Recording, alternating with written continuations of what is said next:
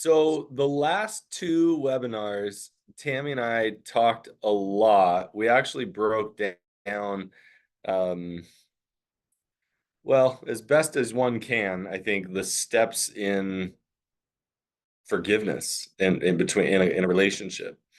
And it ended up taking us two full webinars to get through it all. And so I'm not going to lie, there is a part of me that's like, if anybody happened to watch those, you got any questions, I'd love to review any of it because it was a lot of information.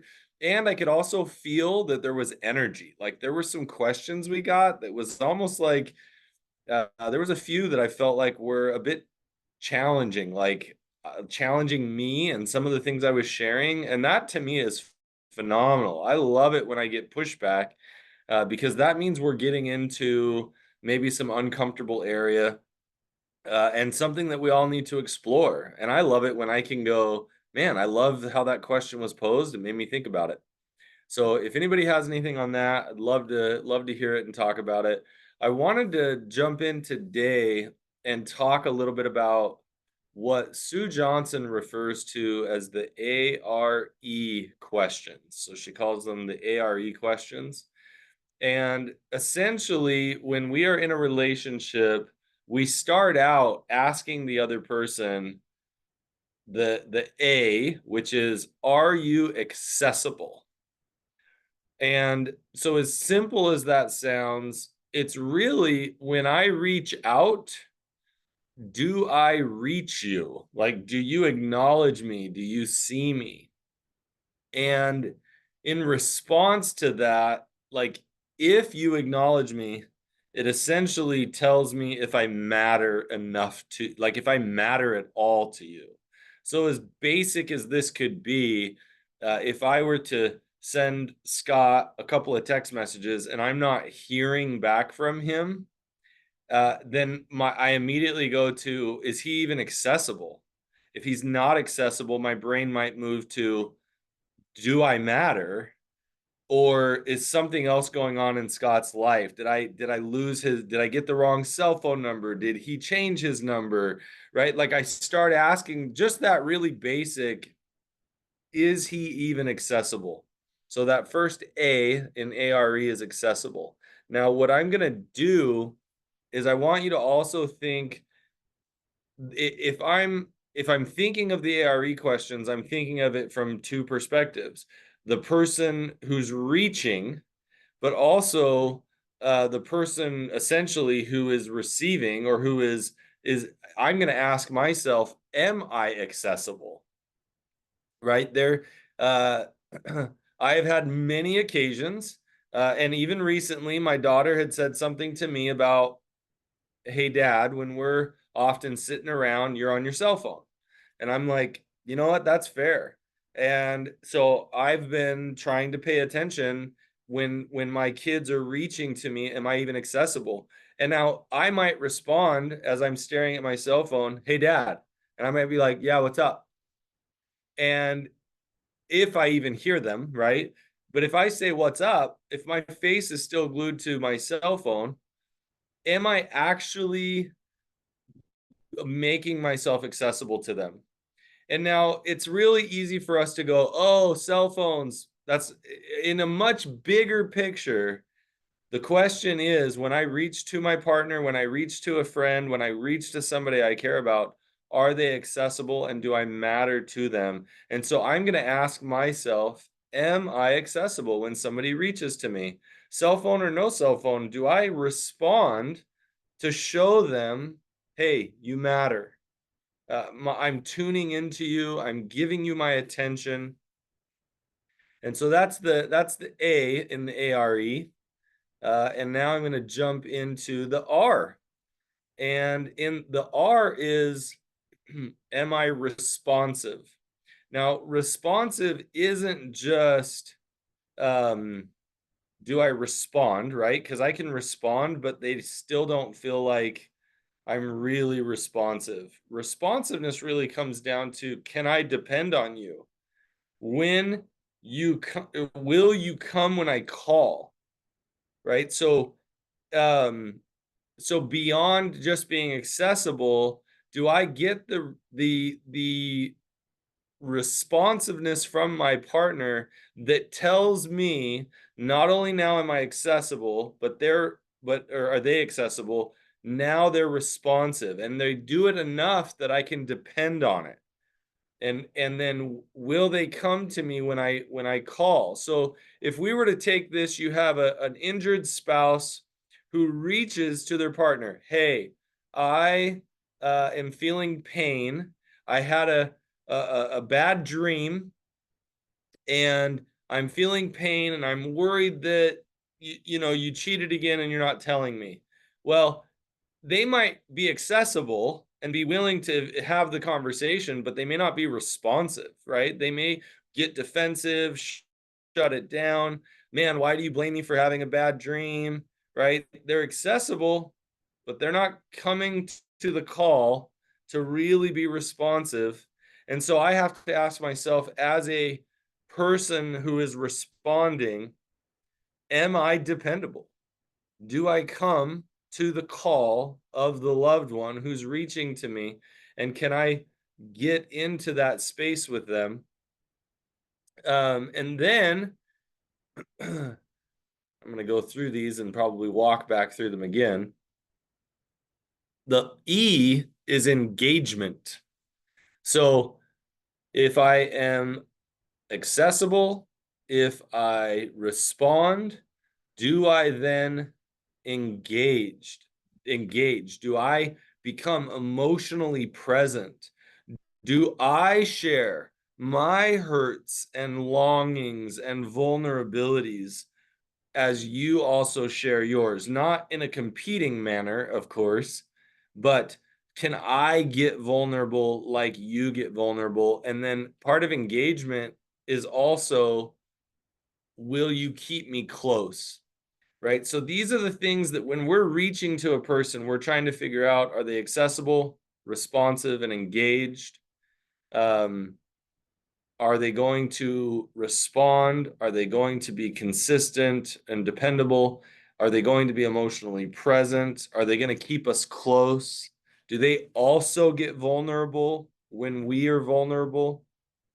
And it's interesting, over the years, people have asked me, well, how do I know when I should end a relationship? How do I know if I should keep a relationship going? And I've often thought about, I don't know that I've ever said this publicly, but I've often thought of the A.R.E, um, the each of those components, and I ask myself, is this friendship or relationship, partnership, whatever you look at, does it have these components? Are they accessible? Are they responsive? And are they engaged? And if they are, well, this has the potential of being a very high quality relationship. And if it's not, if they aren't in the A.R.Es, are they capable? Like, is it a matter of learning? Right? Sometimes I've met some people, like, I mean, I can think of multiple clients off the top of my head. Obviously, I'm not going to share them with you guys because it wouldn't matter. But like, and or even myself at times where maybe my lack of accessibility or my lack of responsiveness is that I need to work through and heal some of my own issues. It's hard for me to stay present emotionally because my own emotional issues get in the way. And I have a hard time hearing your accessibility, you asking me to be accessible and responsive. I have a hard time hearing that that's not an attack on me, which is totally unfortunate. And so, um, but I will ultimately kind of say to people, like, you might consider, uh, if you look at your relationship and this person is really, no matter how much therapy we do, no matter how much work we do, they don't become accessible, they don't become responsive, and they don't become engaged. Well, do I want this? Is this a relationship, right? Do I even want this connection? And that might sound a little bit harsh, but to answer that question of how do I know when the relationship is right or when I should stay in it, these are the types of things that I'm going to try and look at. And staying in a relationship can be far more complicated. We can, have financial obligations and raising of children and all sorts of other things. It's not going to be as simple as this, but I do encourage to be looking at those A.R.E components and try to figure out, like, one, how good do I do in it as a partner, as a spouse? How good does my partner do in it? And can we explore and figure out ways to improve? And sometimes I might be moving quicker than my partner. Sometimes my partner might be moving quicker than me.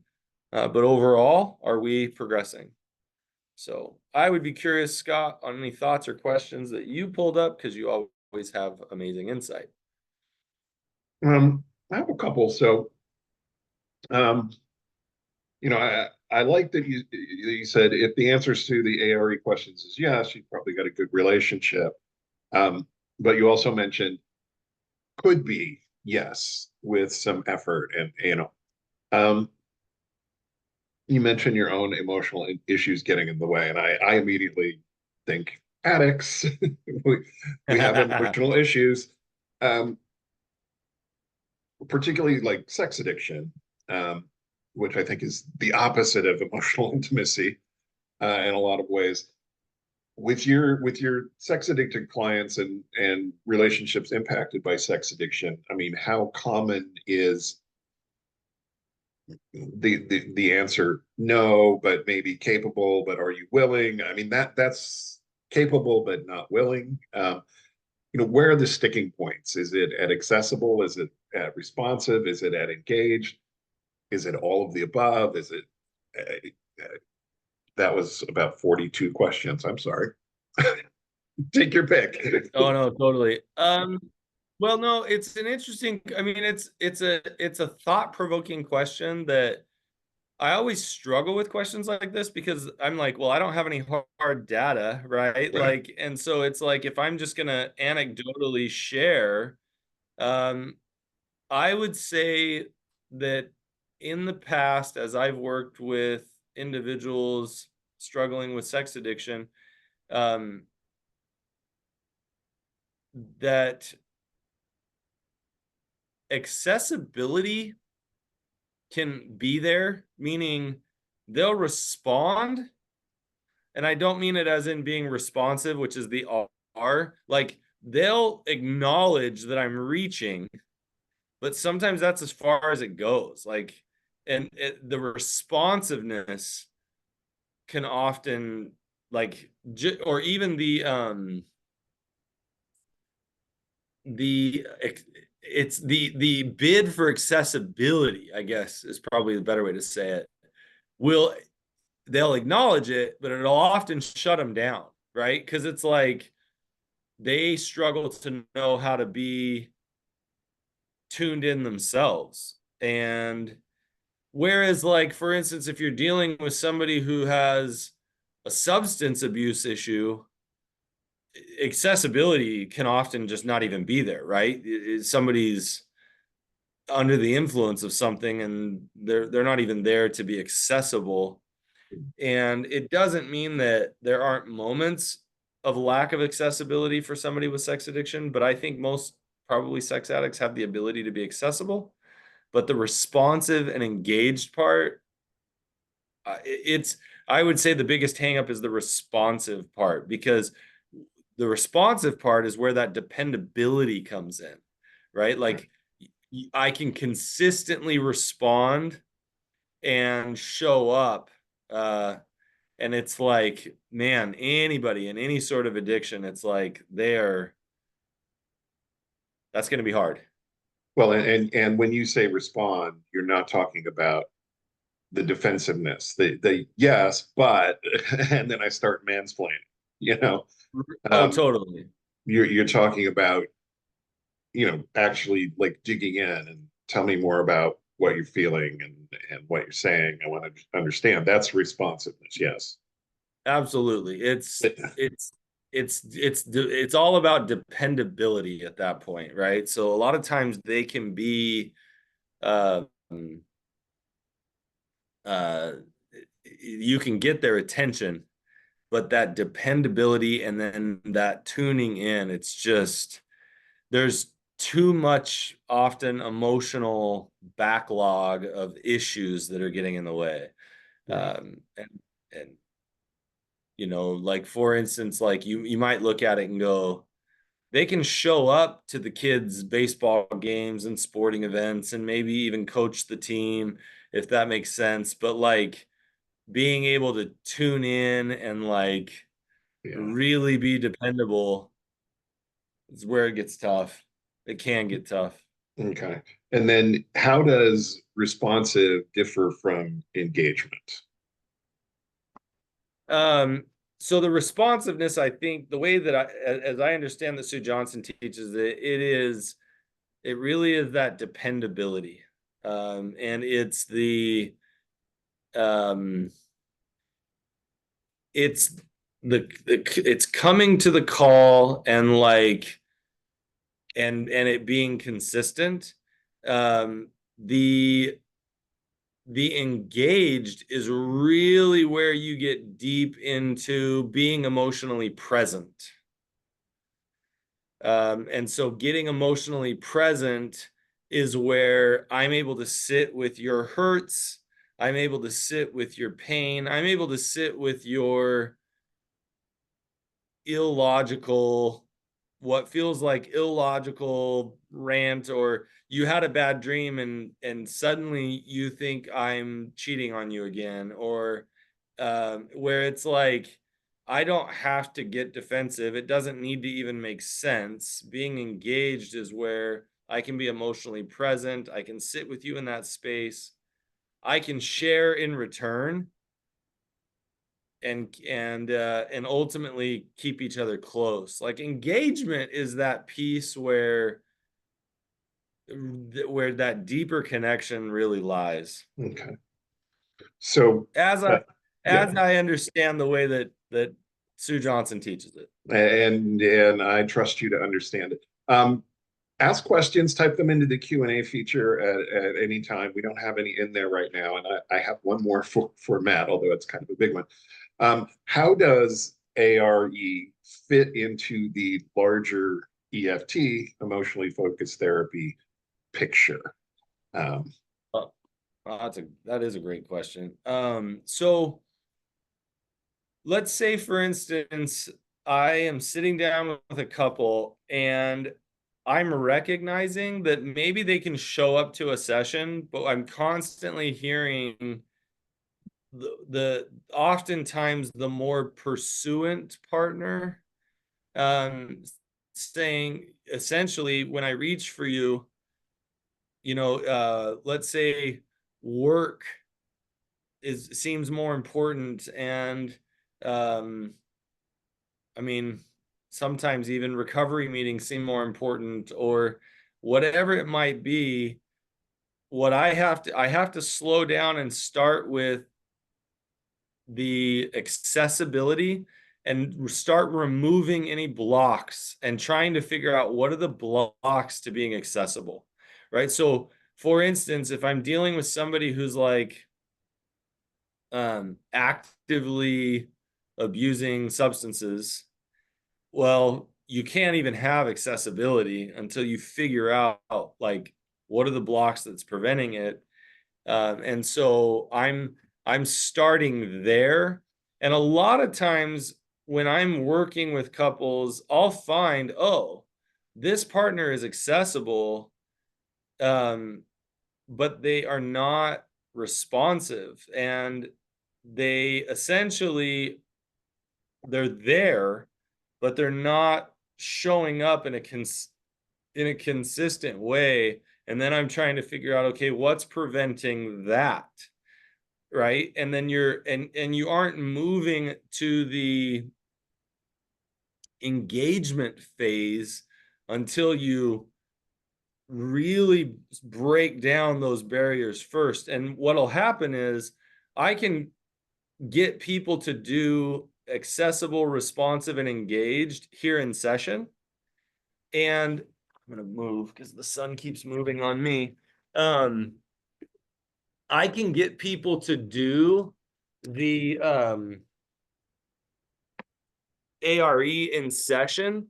And then what happens is couples will actually tell me like, man, we will sometimes we come to session just so we have a place to be able to get through this stuff together. And I've actually told other clinicians like it's always fascinating to me when a couple essentially will pay for a session for me to watch them work through problems.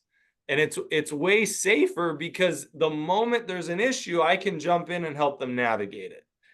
But it's interesting because there's times where I'm silent almost the entire session once they start to figure out those A.R.Es, because then they can navigate it. And it takes a while, but they get there until eventually they start coming back and they tell me, man, we did this at home and it worked. And so the A.R.Es really are, once you have them, right, you can really navigate any problem.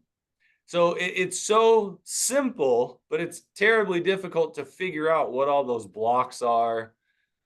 We get caught in them so fast, and then we react poorly. Yeah, for me, the block is always somebody pushes one of my trauma buttons, and and suddenly I'm feeling manipulated or taken advantage, used in some way, and I shut down. Or somebody hits my shame button, and I start getting defensive. And if I'm in trauma or defensive, I, I might be accessible, and that's about Right. it. And that's about it. Yeah. And that's, I mean, really, when anytime, a very simple way of putting it, anytime we get into a conflict with another person, we have what appear to be competing needs. And those needs become so heightened that we can't show up for the other person. So if I hit a trauma button of yours and you suddenly get defensive or whatever, immediately the way that my brain works now is I'm slowing down, figuring out, okay, what just happened? Like, what did I hit of Scott that like sent him this direction? Because I can't even move forward with asking you to meet my need because I hit something. Yeah.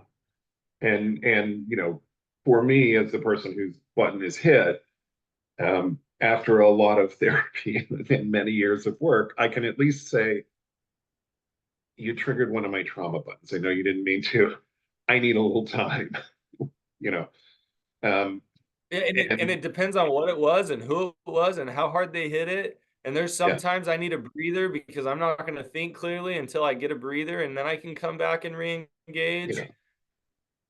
yeah. Uh, And when you look at it and go, if you look at the A.R.E, we both are trying to get those met simultaneously. Like right.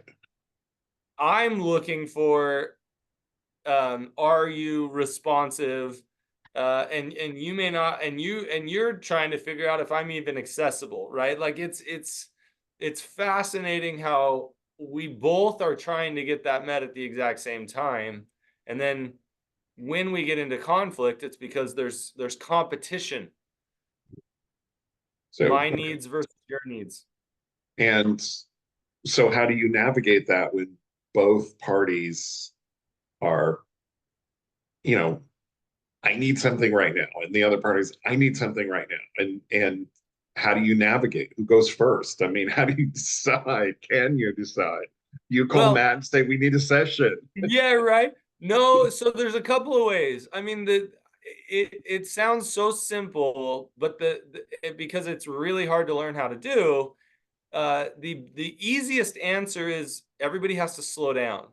Like, unless you can slow down and figure out what's going on, you're never getting anywhere. And what's going on is not the topic at hand.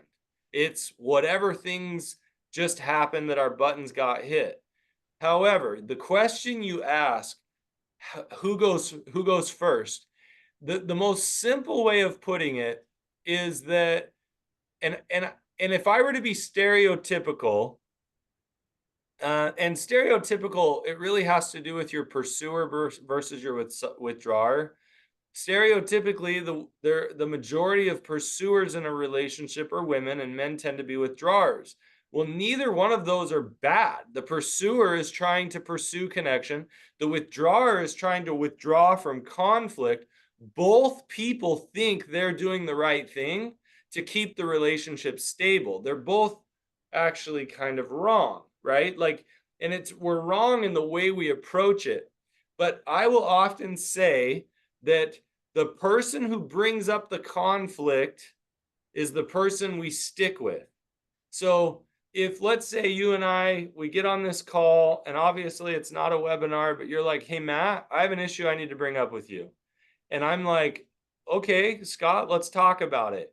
But if I go to Scott, well, I have an issue with you, if this is complaint time, Yeah. well, let's throw down. If you want to complain, I'm complaining too.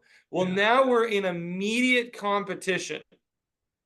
And if I were to be stereotypical, women will come forward with, hey, I have a complaint. Can we talk about it? And men are like, oh, cool, it's complaint time. I got a list. And then what ends up happening is that I will see um, the pursuer, and in my example, let's say it's women, are typically like, oh, okay, well, and then it feels like every time they try to bring something up, it gets hijacked by him bringing something of his up. And they're like, man, when do I ever get to feel heard or listened to? Well, one of the things that in this case he needs to learn to do is he's allowed to have the things that he has conflict with, but he needs to either bring them up at a different time or help her resolve hers and then say, hey, now that we talked about that and you're feeling better, you got what you need. Is it okay if I share something that I need some help with?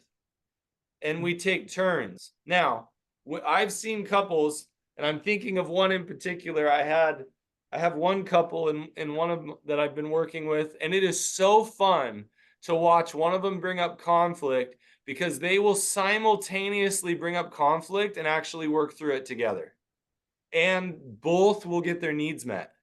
And so I don't want to put it out there that like two people can't bring up their conflicts together, but you have to be fairly skilled at doing it.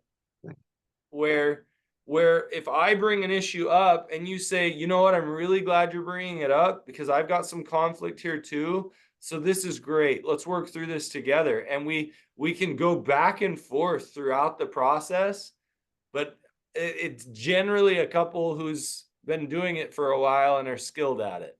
Yeah. Yeah. I mean, all of these are, techniques like, these A.R.E questions and all of EFT really is sort of a skills-based thing where you practice. And most people really stink at it in the beginning. And and most couples really stink at it in the beginning. And everything, Imago dialogue and AVR dialogue and all the Sue Johnson skills that you use. Um, it takes practice. But it seems to me like A.R.E is kind of like we got to get this one down before we. I mean, emotionally focused therapy, we have to be able to engage, right? Well, ultimately, yeah. And it's funny how you said that because my instinct when you were like, man, it seems skills based, my instinct was to almost be like, no. And I'm sitting there going, yeah, like because it's interesting because yes, some people learned like A.R.E from really connected, very healthy parents. And but at the same time, society teaches us to work through conflict. School, when you go to school, I remember I actually think it was a English class in my sophomore year of high school, and it was like, all right, we're gonna have two teams. One of you takes this side, one of you takes that side, and you're gonna debate. And like you kind of learn throughout society that if you want to be heard, you have to build your case. And you don't even have to be trained as a lawyer to do that. In society, that's just a very natural thing to do. But in relationships, building your case is worthless. Like because if my goal is to build my case to prove to you that you shouldn't think the way you do and that I'm thinking correctly, the whole effort of that is in essence to basically shut you down so that I win. And like as a society, and maybe it's way more Western culture than it would be like Eastern culture, but as a at least a Western culture society, we are built wrong.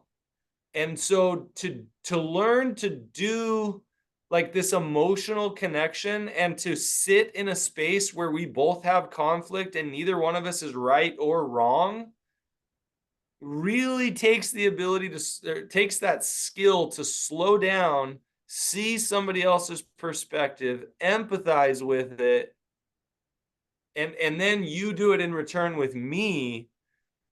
It really is a learned skill set because it's been drilled into us differently, at least in Western culture.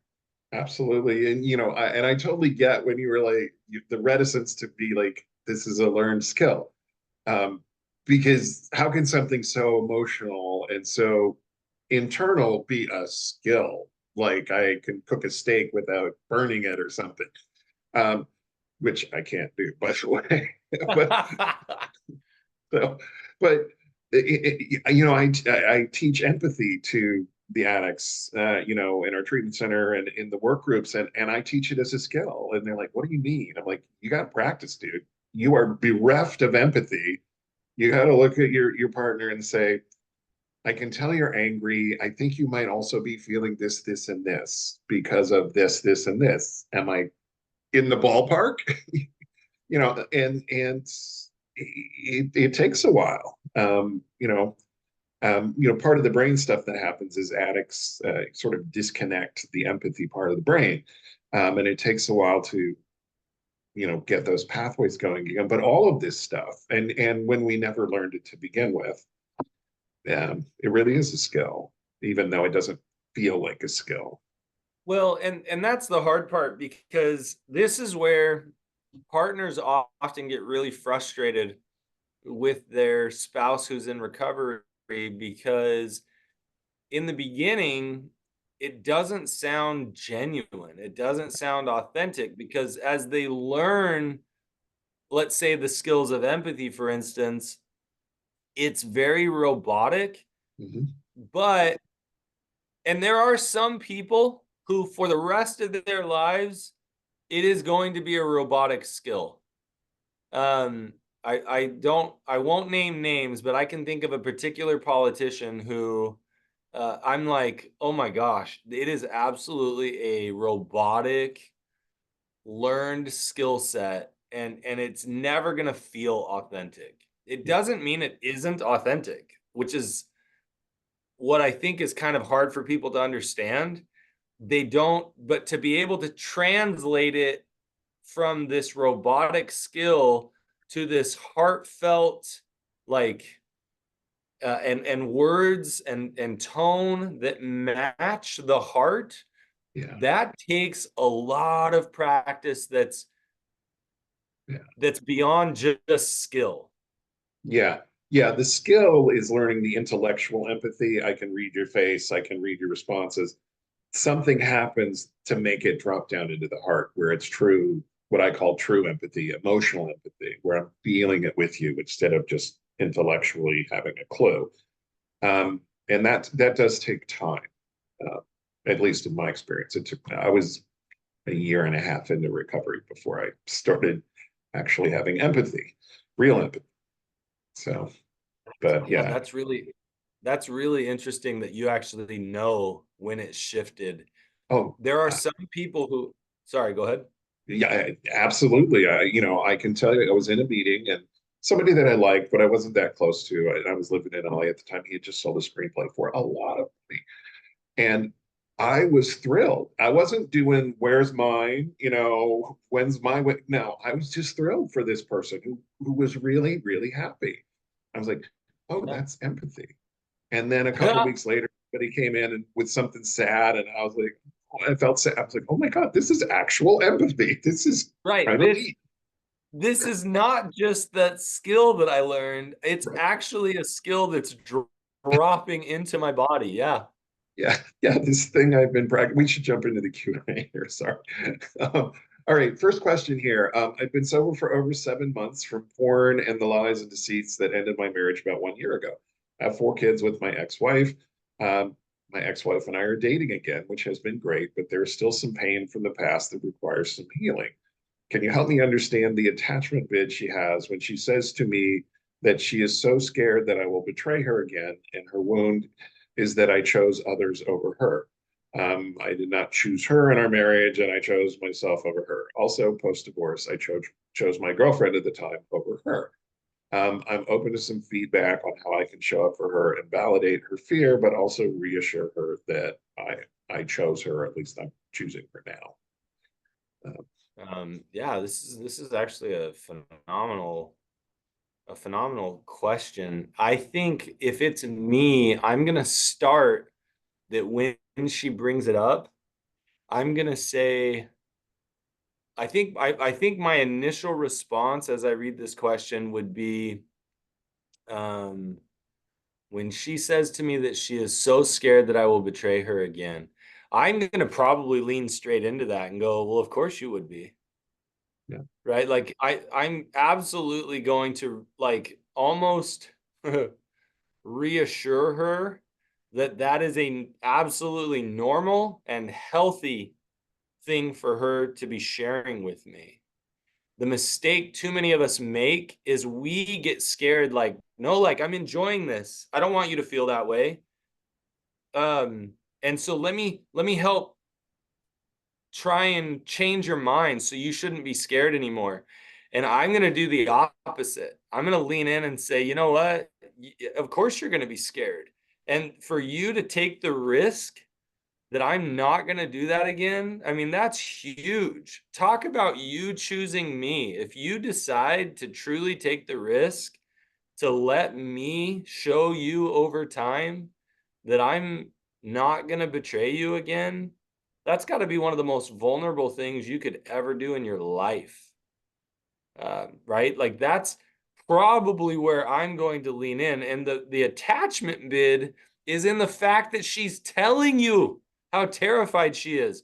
The yeah, mistake most of us make in that moment is to be like, "Are you kidding? Have you not seen how much recovery I'm doing? Have I not proven to you?" And it's like, get out of your own head. It has nothing to do with you. I mean, in the sense of you're not trying to prove your worth at this point. And that may sound crazy that I say that, but you aren't. You're trying to show her that her fear makes sense. Um, and I think I would validate her. You know what? In this moment, in this time, in this place in our marriage, I didn't choose you. I obviously wasn't choosing you. Um, and it says you said post divorce, you also chose your girlfriend at the time over her. And so I think I would probably even tell her, man, as long as you need to date me until you feel confident that I'm going to consistently choose you so that you know that I can consistently be responsive, then we're going to have to do that, right? Like, and help me know what I need to do there.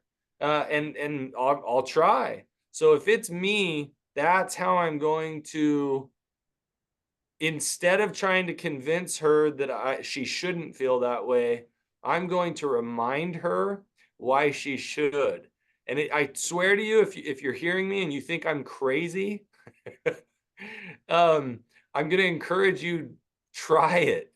Tell me what happens, yeah, because you would be what she wants in this, her attachment bid here more than anything is probably just to be seen.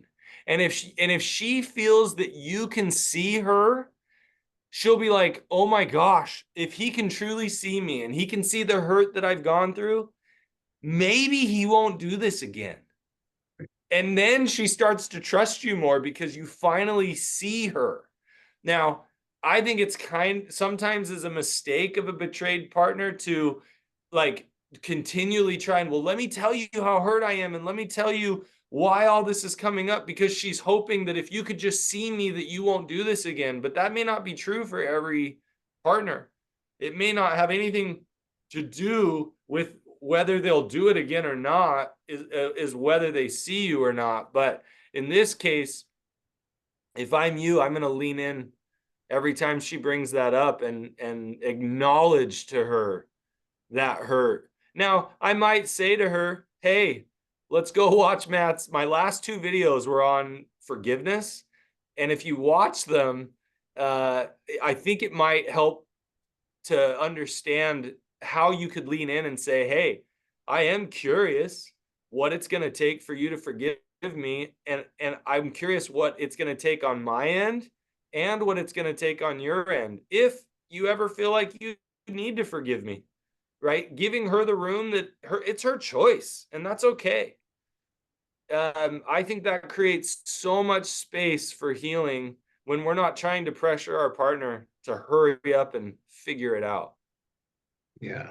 I don't know, Scott, Um, is there I, any piece of this you I know, when I talk to guys, they're constantly like, why can't she just get over it and forgive me? I'm like, dude, you knew about your cheating for 30 years. She found out about it 6 months ago. Give her a break. Um, everything about your relationship is in question. It is going to take a while for you to re-earn trust, and her feelings are valid.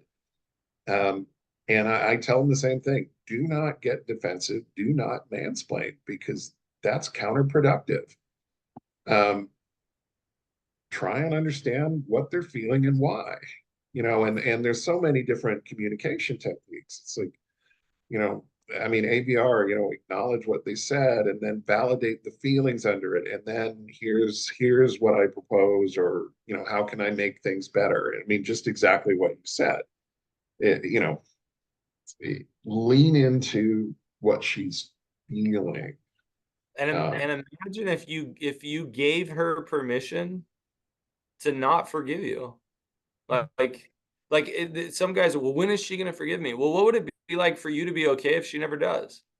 And what would it be like for you to let her know, "Oh, hey, if you never forgive me, that's up to you." Like, and I, in a way, I wouldn't blame you, because what I did was so painful. yeah. And sitting in that space, and as weird as that sounds, giving her permission, like, "Hey, you know what? Take whatever time you need. I hope you figure it out for your sake and ours." But So, it's a tough um, one. next one here. How do I practice empathy when my wife and I are still separated?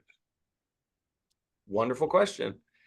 You can practice empathy all day long, every day, with anybody.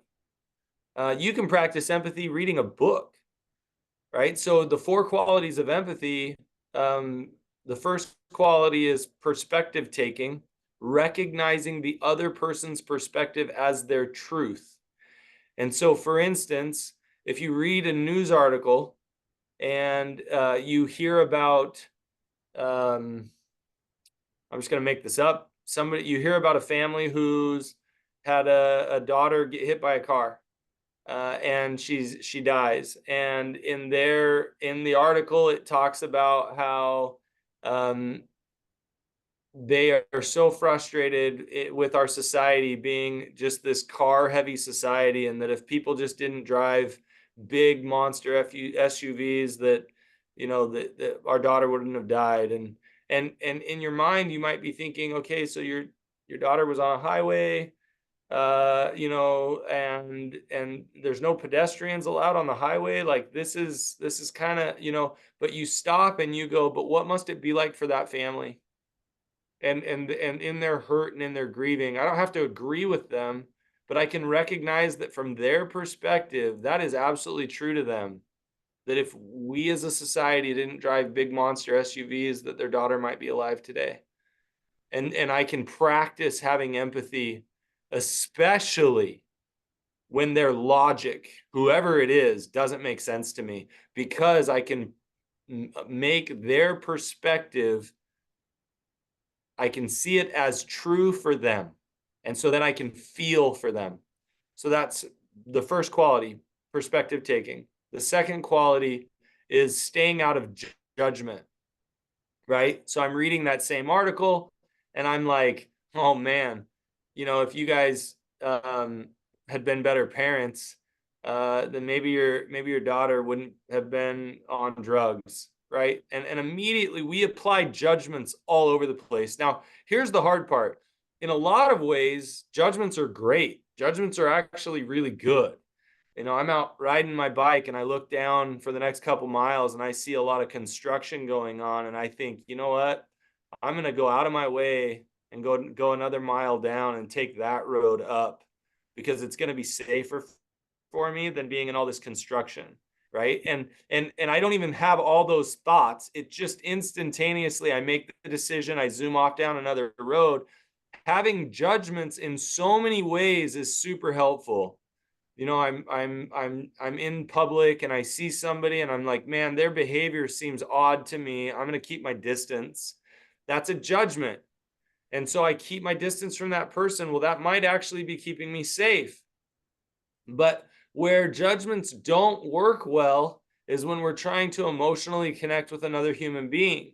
And so I have to check my judgments at the door, and I have to honestly in every situation go, oh, am I making a judgment?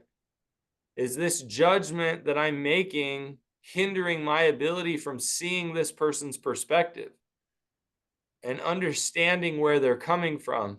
Because my judgment is, well, if you hadn't have done this, this wouldn't happen. If you'd been smarter here, that wouldn't have happened. Okay. So you take another situation.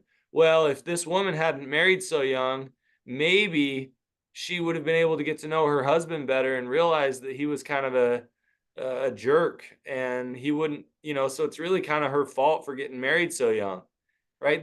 We have these stupid judgments that come up all the time and it prevents us from actually feeling emotion with people. And so staying out of judgment is another way of practicing empathy. Recognizing the emotion in other people. Well, I can watch a movie and recognize emotion in people. Is it fake because they're acting? Sure, but it's practicing empathy.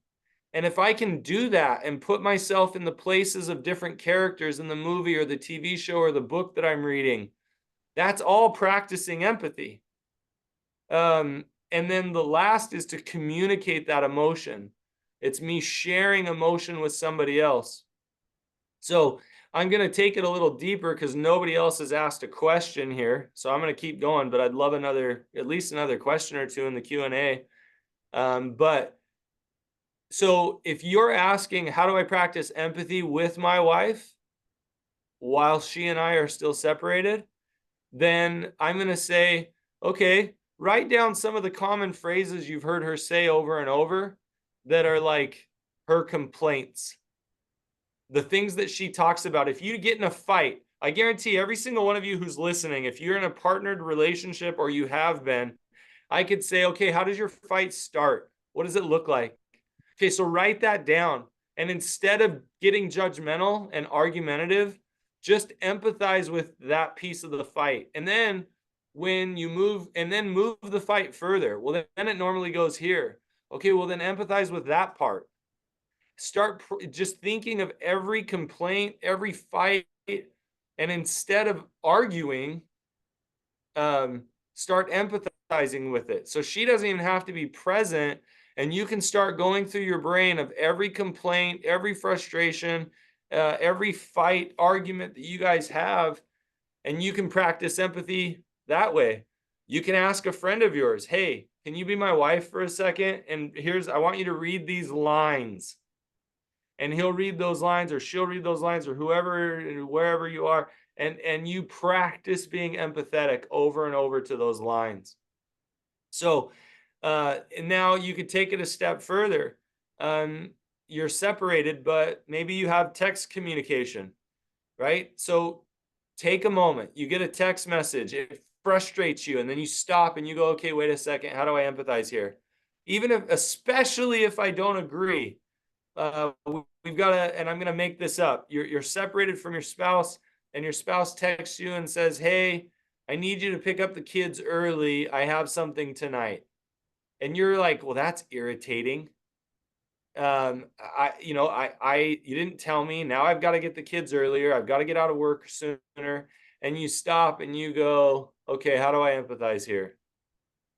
Hey, and I don't, and remember, I don't have to agree, and I don't even have to say yes to picking up the kids early. But it's like, oh man, that must be really rough. I don't know if this was last minute or not, but it sounds like it's last minute. As much as I want to be able to help pick up the kids, unfortunately, I can't get out of work right now. I could be there maybe a little early as to this time, but that may not be soon enough for you. And that probably puts you in a bind. And if you notice in all of my language, there's empathy for whatever they're experiencing, even if my answer is no. Even if I hold my boundary, I'm unable to get the kids at the time that you're wanting, but I'm really sorry that I can't show up for you right now. That makes me sad. I wish I could. Even if I'm irritated, man, you do this to me all the time. I'm not going to say that part because that's not going to help right now. But if you're practicing empathy, hey, I am so sorry. I wish I could be there for you and grab the kids early. I could be there a half hour earlier than planned, but that's about all I can do because of my situation, right? You're practicing empathy the whole time. Yeah. Next question here is, can you please restate the 4 qualities of empathy, which I definitely think is worth doing. Okay. So the first quality of empathy is perspective taking, recognizing their perspective as their truth. And I love that one because I don't have to agree with your truth. I can actually think your truth is wrong. I can even think your truth is evil. And I can still empathize and show up to show you that I can understand where you're coming from, even though I don't agree with you. In fact, the mistake a lot of people make is, well, I have to tell them I don't agree. No, you don't. You don't have to do anything of the sort. Just like in the example that I just shared with practicing empathy, if your spouse asks you to pick up the kids early and you can't, I don't have to agree with you, but I can empathize the whole time. So perspective taking, recognizing their perspective as their truth, staying out of judgment. And then third is recognizing emotion in other people, recognizing their emotion. And 4 is communicating that emotion. Now, what's interesting is I've tried to explain this. They're not steps of empathy, they're qualities of empathy. Right. You can only use one and still communicate empathy. And so I have done it, and you could argue with me on this one, but I have done recognizing emotion in other people. And that's the only quality I've done, and people can feel that I feel them. Now, you could say, oh, but you communicated it with your facial expression, you communicated it with your eyes, you communicated it with your body. And I'm like, sure. But that's because I was feeling it. And unintentionally, my body showed them empathy. And that's absolutely true. But so you can literally do one quality only, and somebody will go, oh my gosh, you get me. Now that tends to be somebody who's more skilled at it, but it's still a skill that you practice. So those are the 4. Did I make that clear enough? Yes, you did great. Thank you. One more quick one here. My husband is in good recovery, but I'm finding it hard to get past the hurt. How do we work through this to know what's the best thing to do? I'm worried I'll never be able to get past it. I'm going to put in a plug for Michelle May's book, The Betrayal Bind. I think all betrayed partners should read that one because she talks about this very specifically, but I know Matt has thoughts as well. Yeah. So this one, I actually think like it would be a good thing for you to explore. What if you're never able to get past it? What does that mean for you? And like, what if to some degree you accept that as a possibility instead of being afraid of it? Recognizing that that's actually a legitimate possibility. But what that means is that likely there's some things you're going to have to grieve. You may have to grieve the relationship. The relationship might be over if you're never able to. I think that also you have to explore like the depths of those hurts. What are the things that that are hurting? Sometimes we get stuck because the thing that hurts is the thing that we feel that was taken away from us, right? Like in my brain, I always had this idea that we were going to have this relationship where there was no cheating or no whatever, and we were going to be different than my parents or than society or whatever. And now I'm stuck going, I can't reimagine life as well. What if we are that family that has to get past infidelity? And then what does that mean? What are all the judgments I've had about everybody else who had infidelity in their lives and in their marriages? Maybe I always told myself that I would never stay with a partner that cheated. And I'm having a hard time that I've had that judgment my whole life. And now I'm in that, right? There's so many things. This is like an amazing question that in some sense I could spend the whole hour on and more. But I think a lot of times we have to sit in, what is it that I don't want to grieve? What is it that I don't want to give up? Like if I don't want to get past the hurt, what's the power in hanging on to it? Well, sometimes the power in hanging on to it is I'm not willing to give up the dream of being in a completely monogamous relationship the rest of my life. And that now it's like if I stay in this relationship, I have to go, oh my gosh, we weren't there wasn't monogamy.